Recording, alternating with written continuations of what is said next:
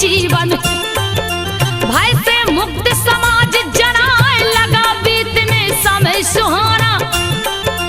असुर योजना रही बनाए बदला हार का लेना होगा। कुछ भी समझ में आवे ना घोर तपस्या लगे करने। आसन सुंभे निसुंभ लगाए लगे शक्तियां अर्जित करने।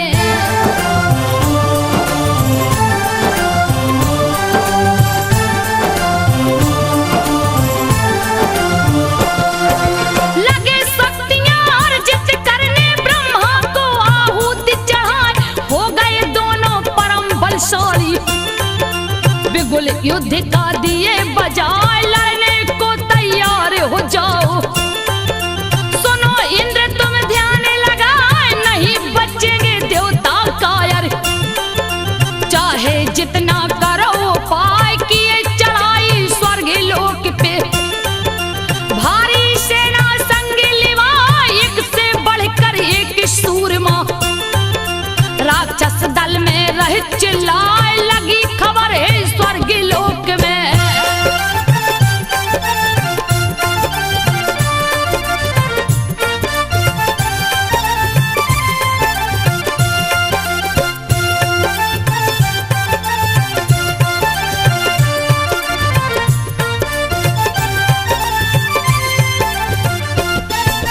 लगी खबर है स्वर्ग लोक में सुनकर इंद्र गए गुस्साए ले देवों की भारी सेना। चले तुरंत ललकार मचाए छिड़ गए युद्ध भयानक भारी। क्या होगा कुछ कहा न जाए बहने लगी लहू की दरिया। खून से धरती गई सनाए भारी पड़ने लगे दानव। देवता सभी रहे घबराए एक असुर 10-10 को मारे।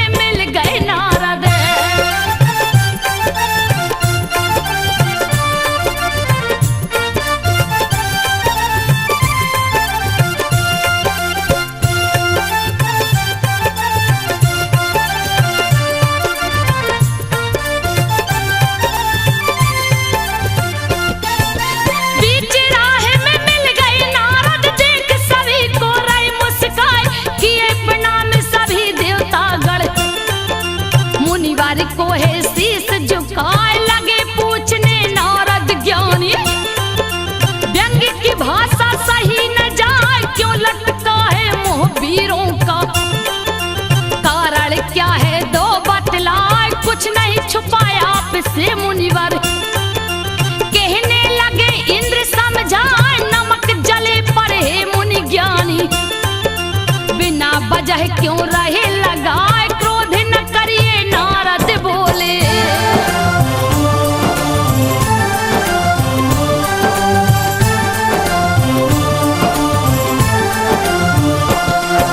क्रोध न करिए नारद बोले, इंद्र देव से बात चिताए, कहने लगे तब सारे देवता,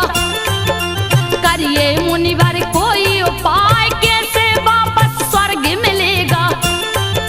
रास्ता दीजिए हमें सुझाए। ब्रह्म ऋषि नारद जी बोले, देवताओं से धीर धराए, एक ही शक्ति बची है जग में, देगी वापस स्वर्ग दिलाए। हाथ जोड़े सब देवता बोले, जल्दी मुनिवर दो बतलाए, जगत की माता जगदम्बे माँ।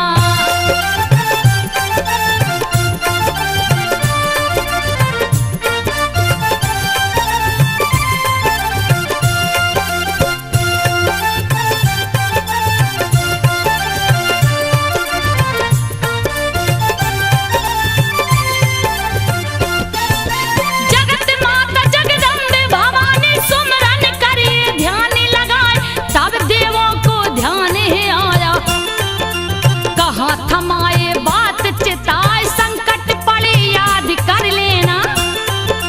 सुनकर पुकार जाऊंगी आए, चले सुमरने माँ को देवता। गए हिमालय पर्वत आए, एक ओर शिखा भारी पर्वत की,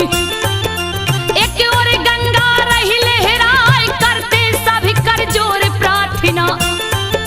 मैया रानी जाओ आए, सत सत नमन आपको करते।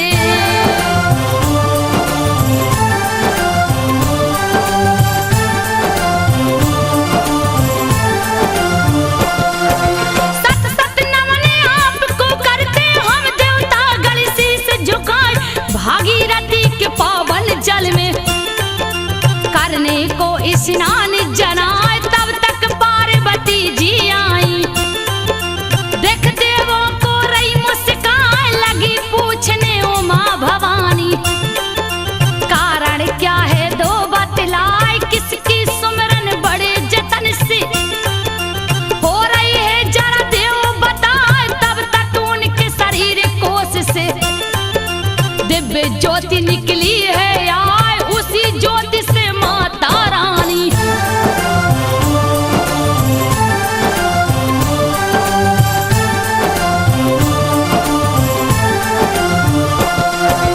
तब तक उनके शरीर कोश से दिव्य ज्योति निकली है आए, उसी ज्योति से माता रानी प्रकट हो रही, मन मुस्काए, काली हो गई पार्वती जी, रूप सुहाना रही सुहाए, दो दो रूप माता रानी का, देख देख नहीं जिया घाय, पार्वती जी से मैया जी कहने लगी कथा समझाए, शुंभ शुंभ दो पापी दानव, दिए युद्ध में इन्हें हराए, राजपाट सब छीन लिए हैं।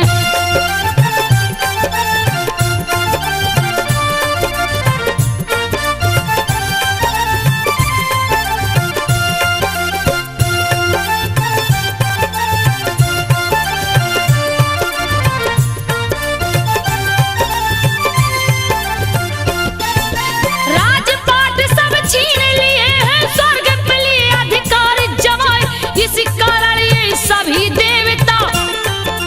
मेरी शरण गए हैं आए, कर सुमरन मुझे बुला रहे थे,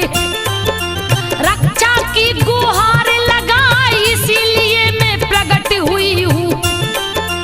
सुनिए देवी ध्यान लगाए, सारा जगत कोष की देवी, कहेगा मुझको शीस झुकाए, सत सत नमन देवता करते, माँ चरणों में शीस झुकाए, तब तक घूमते पर्वत ऊपर।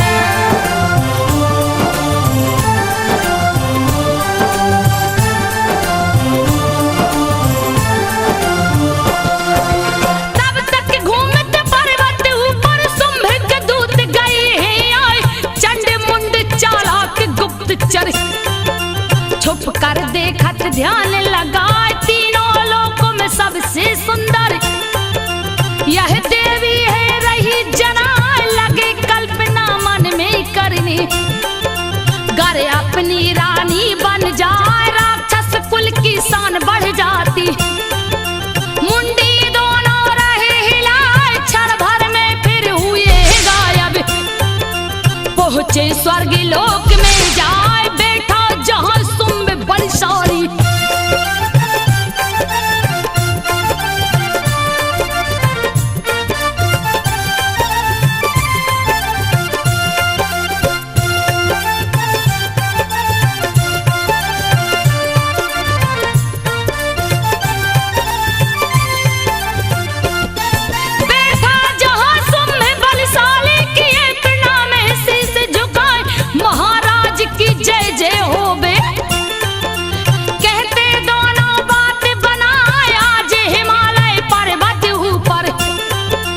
अचरज भारी गया दिखाए, तीनों लोक में सबसे सुंदर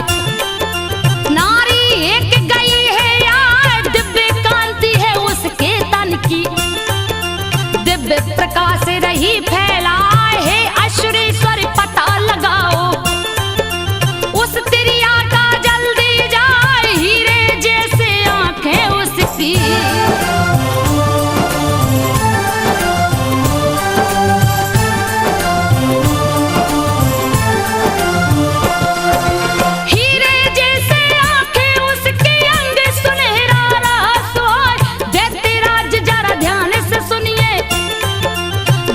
हमारी चित्त लगाए, तीनों लोक में आपका शासन, आपकी कीर्ति रही गवाए, हीरे मोती जवाहर मणियां, शोभा आपकी रही बढ़ाए, रत्नों में वो महारत्न है, ऐसी स्त्री मिलेगी ना है, असुरेश्वर अपनी रानी, बना लीजिए उसको जाए, बढ़ जाएगी शान आपकी,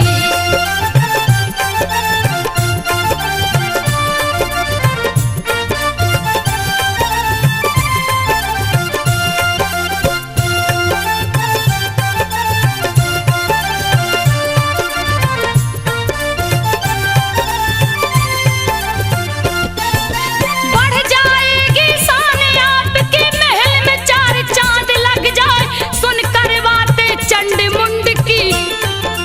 व्याकुल शुंभ से रहा न जाए, महादैत्य सुग्रीव से बोला, सुनो बात को ध्यान लगा, जाओ दूत मेरा तुम बनकर, उस देवी को लाओ बुलाए, ऐसी युक्ति वहां लगाना, खुद चलकर वो जाए आए, जैसी आज्ञा महाराज की, देख देवी को जी ललचाए, लगा बोलने मीठी वाणी,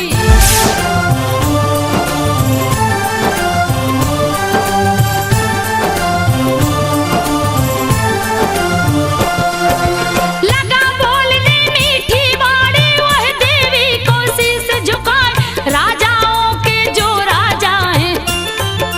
जिनसे तीनों लोक थर्राए, शुंभ है जिनका नाम है देवी,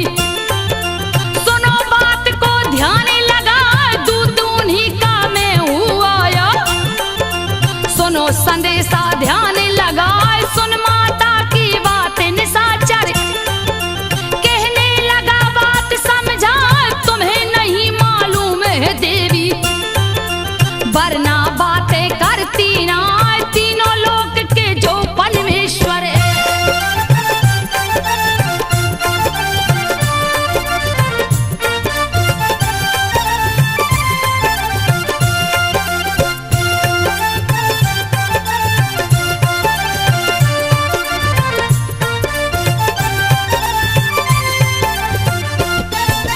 तीनों लोक के जो परमेश्वर, उनकी बात रही ठुकराए,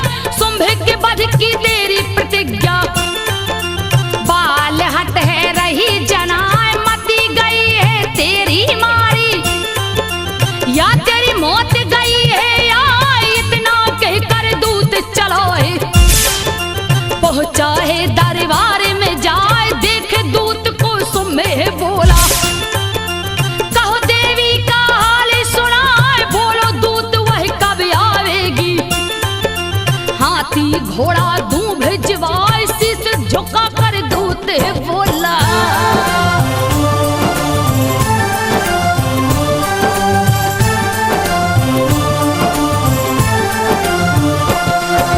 शीश झुका कर दूत बोला, सुनिए राजन ध्यान लगाए, सारी बात विस्तार से उस दम कहने लगा दूत समझाए, शपथ ली है वो आपके वध की, सुनकर देते गया ऋषियाय, धरती कपगी अंबर कपगी, रहा ठहाका सुंभे लगा, कुपित हुआ असुरों का राजा, सेनापति को लिया बुलाए, कहा धूम्रलोचन तुम जाओ, अपनी सेना साथ लिवाए, कैसे पकड़ कर उस दुष्टा को।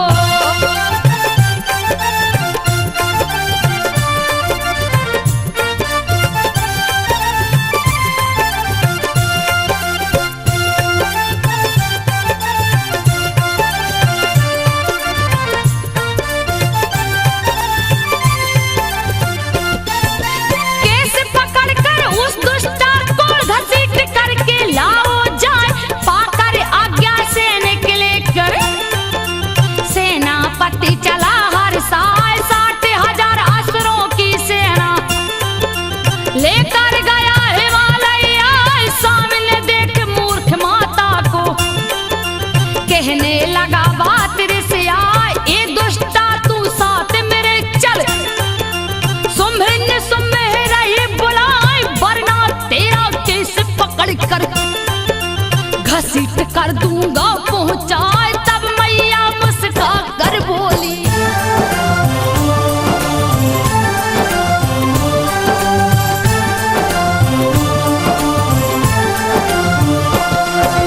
तब मैया मुस्का कर बोली, लो अपना तुम जोर आजमाए, क्रोध में सेनापति है दौड़ा,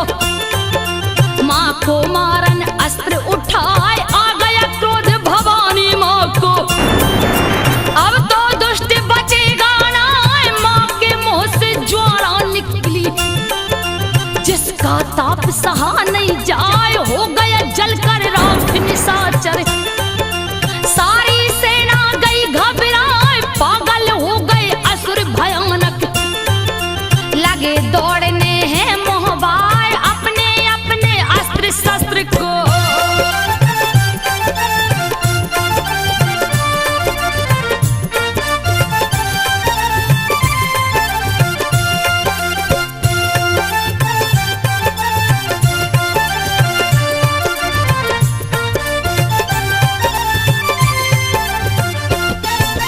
अपने अपने अस्त्र शस्त्र ले माँ के ऊपर रही चलाए, विकट रूप माता ने बनाकर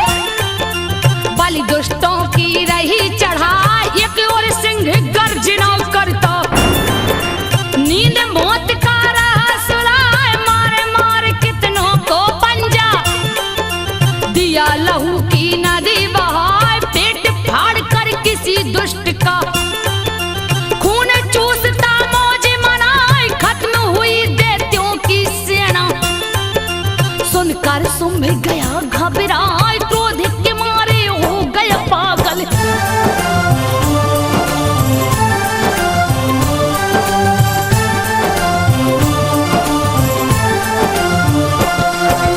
क्रोध के मारे हो गया पागल, चंड मुंड को कहा बुलाए, लेकर भारी सेना जाओ,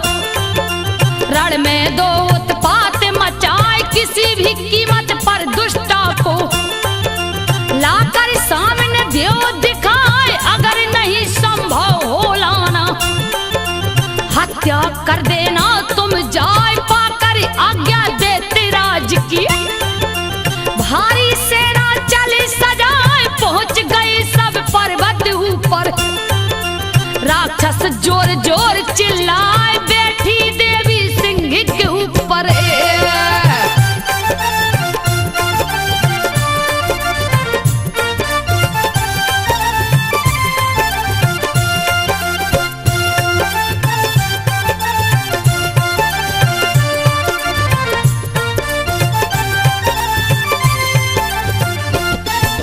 बैठी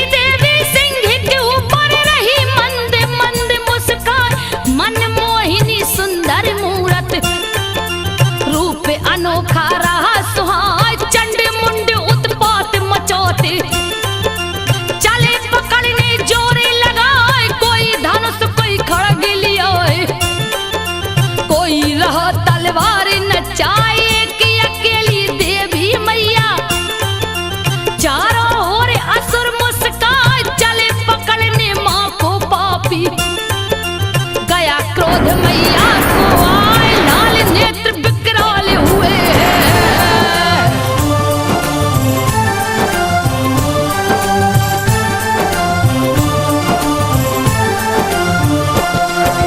लाल नेत्र विकराल हुए हैं, विकट रूप है रहा दिखाए, काली कपाली प्रकट हुई है।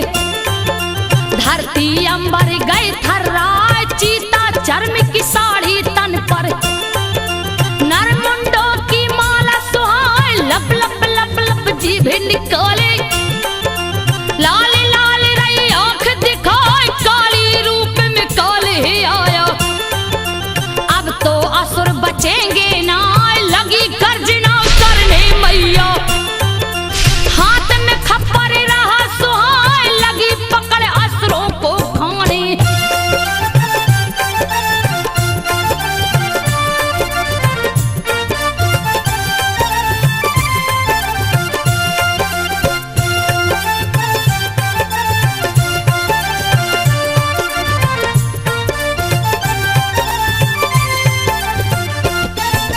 लगी पकड़ असुरों को खाने, बध करती माँ खड़ग चलाए, पीने लगी लहू असुरों का,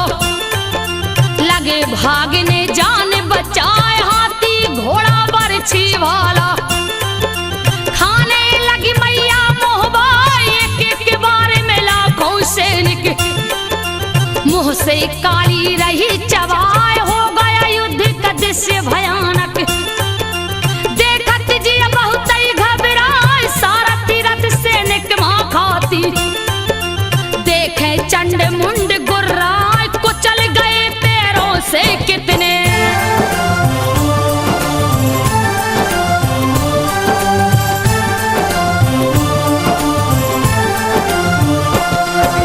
कुचल गए पैरों से कितने, बहुतों का दी गला दबाए, बाल पकड़ कर घुमा घुमा कर,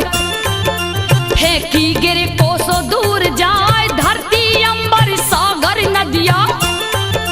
सभी रक्त से गए रंगाए, देख चंड वही रूप भयंकर, दौड़ा है तलवार उठाए, हाथ धनुष बाण चलाता, मुंडे हौसला रहा दिखाए, जैसे बादल पानी बरसे, वैसे बाण रहा बरसा, चक्र त्रिशूल गदा कटारी।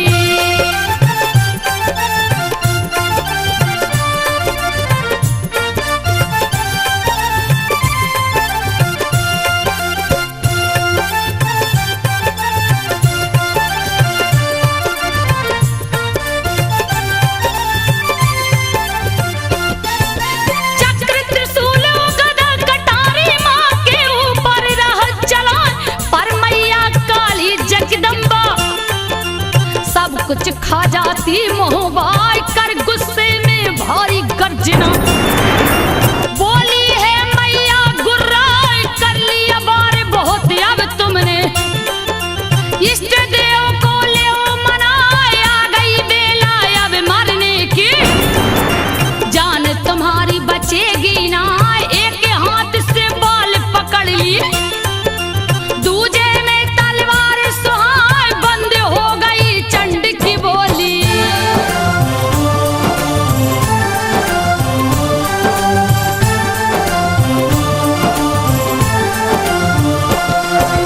बंद हो गई चंड की बोली, हाथ पांव खूब रहा हिलाए, फिर माँ ने तलवार चलाया, धड़ से गर्दन गे अलगाए, चंड मरा देख मुंडे दौड़ा,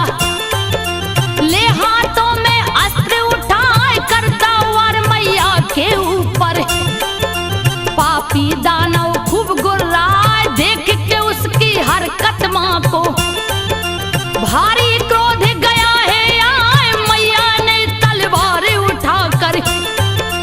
दुष्ट के ऊपर दिया चला, एक ही वार से गर्दन उसकी।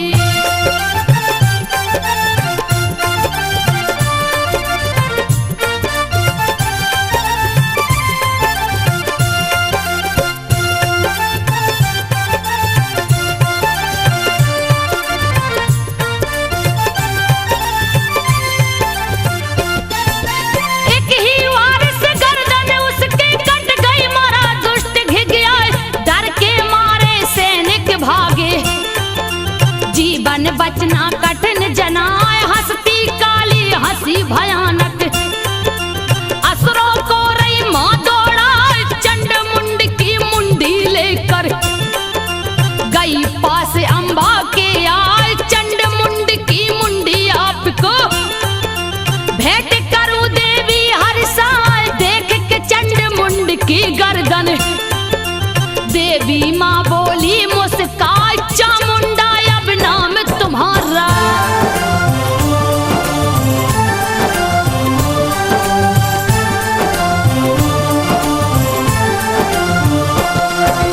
चामुंडा अब नाम तुम्हारा, देवी काली गया रखाए, तब बोली माँ काली हंसकर, अम्बे माँ से बात चिताए, हे देवी अब युद्ध यज्ञ में शुंभ को मारो जाए, लगी खबर है देते शुंभ को, सुनकर खबर गया बोराए, क्रोध से पागल वह लड़ने को,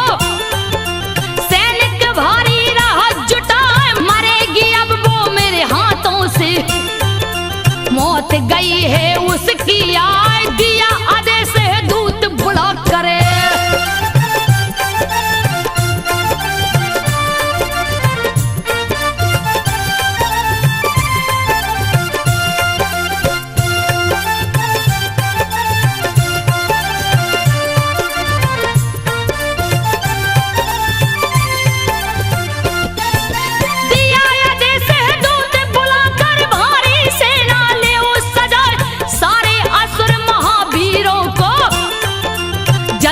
खबर दे पहुंचाए, कहने लगा है दूत से उस दम, एक बात शुंभ समझाए, भारी सेना ले असुरेश्वर, चला गरजता जग थर्राए, आज महासंग्राम छड़ेगा, काल का मेघ रहा मणिराय, देवी देवी विशाल सेना, असुरों पर रही क्रोध दिखाए, खींच प्रतंचा धनुष कमाने,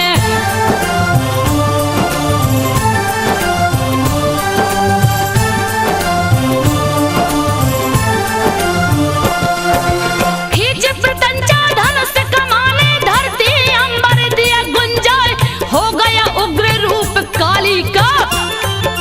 लगी गरजने है गुर्राए, चारों ओर असुरों की सेना खड़ी घेर कर रही मुस्काए, हाहाकार मचा देवों में रहे ठहाका, असुर लगाए जुटे देवता नभ मंडल में, युद्ध का करने लगे उपाय, ब्रह्मा विष्णु शिव के तन से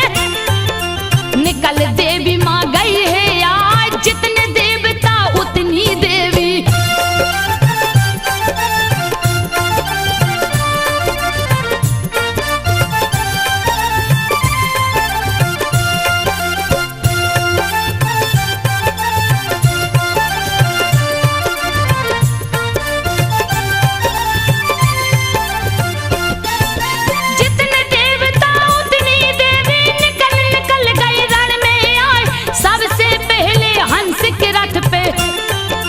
ब्रह्माणी गई रण में आए, सबके ऊपर आरूढ़ होकर,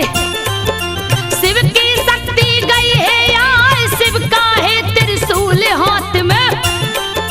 सर्प गले में रहा सुहार, कार्तिक की शक्ति समर में, मोर पे चढ़ कर गई है आए, विष्णु प्रिया चढ़ गरुड़ पे आई, चक्र शंख गदा रहा सुहाय, श्री हरि जी की और शक्तियां,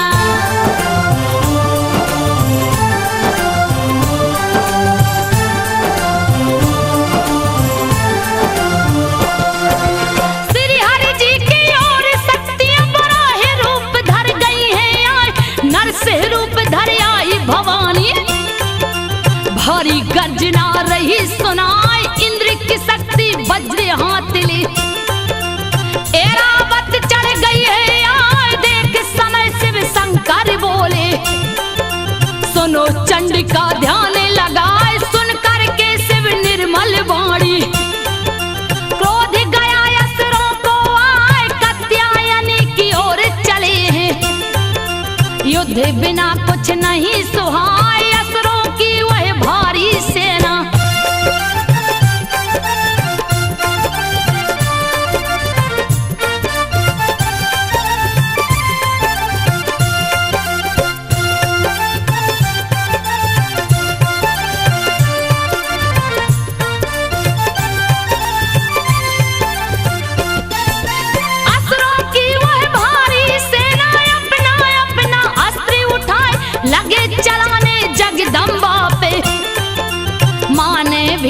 धनुष उठाए लगी चलाने तीर धनुष से, असुरों से नहीं बेग सहाय, तब तक काली सामने आ गई। महाकाल का रूप बनाए लगी मारने असुरों को मां। बीच समर में मां दौड़ाए ब्रह्माणी असुरों के बीच में, ब्रह्म की शक्ति रही दिखाई, छिड़क देती जब जल महारानी।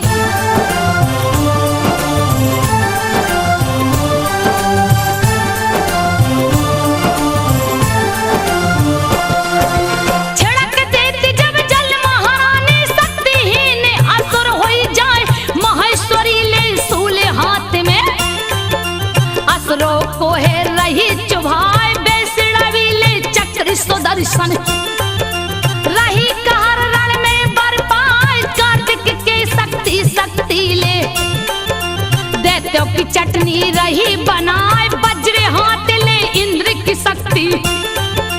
असुरों पर रही वज्र गिराए, हो गया खून से लाल धरातल, खून की नदी रही लहराए, बराह रूप में बराह शक्ति।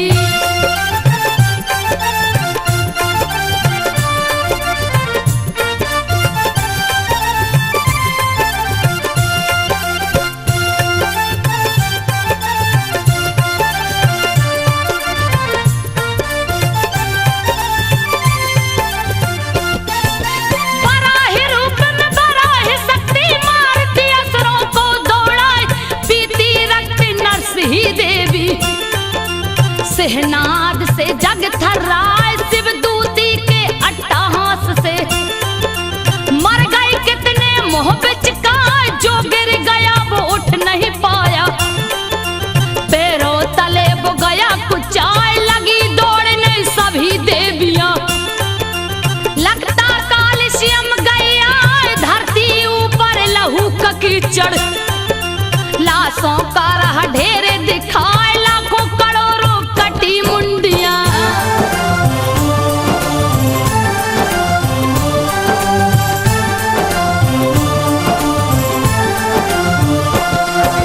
लाखों करोड़ों कटी मुंडियां रणभूमि में रही दिखाए, देखो जिधर लाशों का मेला,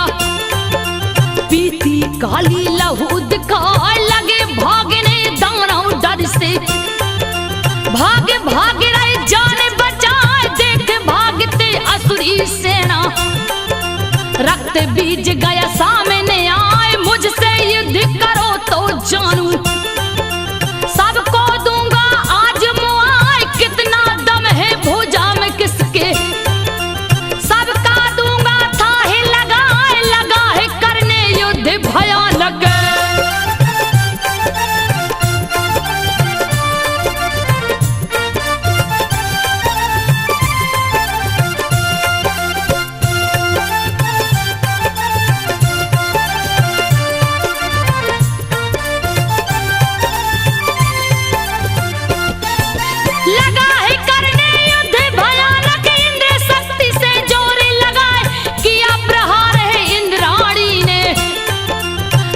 बीज पर वज्र चलाए, रक्त बीज हुआ वज्र से घायल, फिर भी हंसता जोर लगाए, रक्त लगा धरनी में गिरने, फिर तो आफत गई है आज, जितना रक्त जमी पे गिरता, उतना रक्त बीज मुस्काए, जहां देखो तहां वही खड़ा है, बात समझ में आवे ना, करने लगे सब युद्ध भयानक।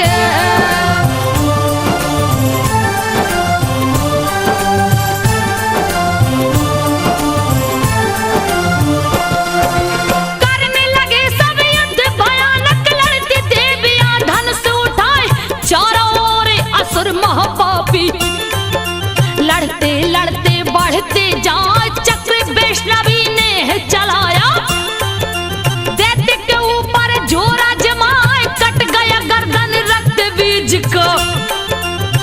देखने लगा लहू लहराए ब्रज चला इंद्राणी ने तो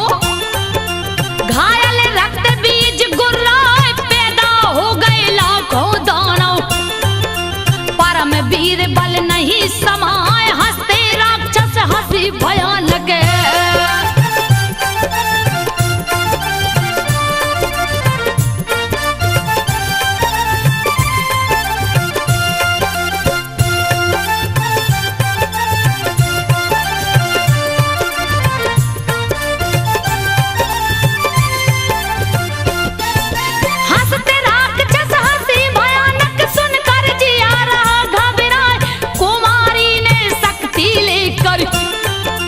रही बराही खड़ग चलाए माहेश्वरी त्रिशूल से मारे फिर भी दानव नहीं ओराए लगे छकाने माताओं को रणभूमि में जोर लगाए रक्त बीज संपूर्ण जगत में रहा ठहाका खूब लगाए लगे कांपने भय से देवता अब तो विजय मिलेगी ना देख उदास माता देवों को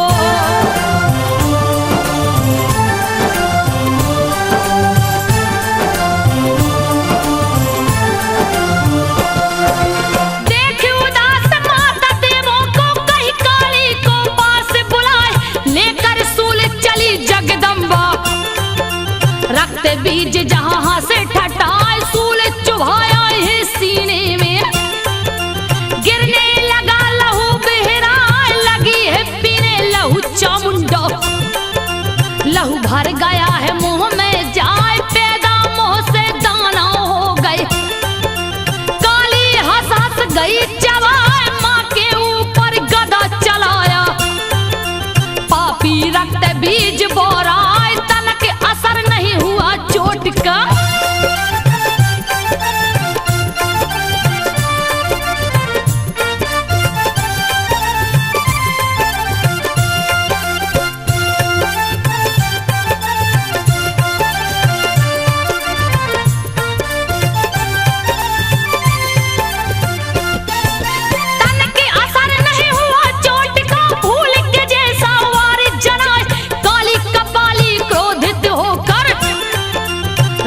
बीज पोली दौड़ाए पी गई सारा लहू पकड़ कर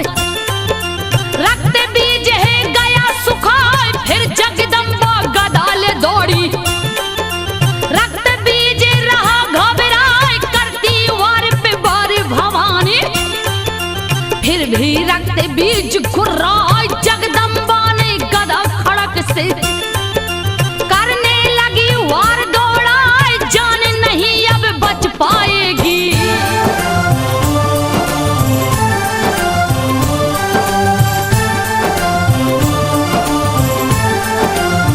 जान नहीं अब बच पाएगी डर से असुर रहा घबराए शक्ति छीड़ हो गई है उसकी तब मैया ने मौका पाए गदा खड़क ले मारन लगी बचने का नहीं कोई उपाय कर दिया माँ ने उसके टुकड़े मार मार कर दिया मुआए अंत हो गया महादैत्य का देवता पुष्प रहे बरसाए खुशी मनाती सभी देवियां लिखता भी तन शीश झुकाए संजो माँ की गाई कहानी भक्तों सुन लो ध्यान